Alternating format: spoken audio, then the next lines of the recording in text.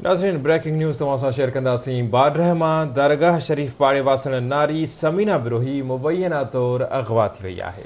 जिनासी नवां खे अहम ख़बर ॾियूं पिया। बाडरहमा नारीअ जे भाउ बख्शल बिरोही पारां ॿिनि जवाबदारनि जुम्मन ऐं रफ़ीक बिरोहीअ ख़िलाफ़ एनसी दाख़िल कराई वई आहे।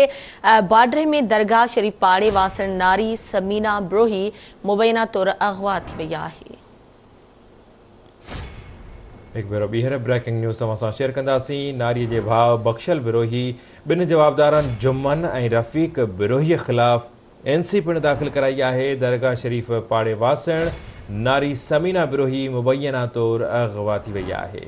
तफ़सील मालूम कंदासीं। आवाज़ न्यूज़ रिपोर्टर मक़बूल कांतरो असां सां लाइन ते मौजूद आहे। मक़बूल, इन वाक़े जे हवाले सां कहिड़ा तफ़सील आहिनि, आगाह कजो।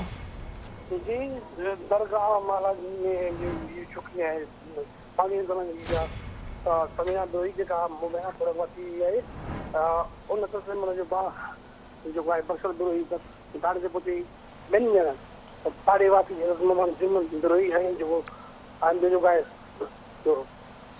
कंडियारो वासी आहे रफ़ीक बिरोही हुन ते एनसी दाख़िल कराई आहे त हिननि मुंहिंजी भेण खे अगवा करे विया आहिनि ऐं जॾहिं त पुलिस कुझु न कयो आहे ऐं वाक़ई जेका इहो को बि गिरफ़्तारी न थी आहे। जी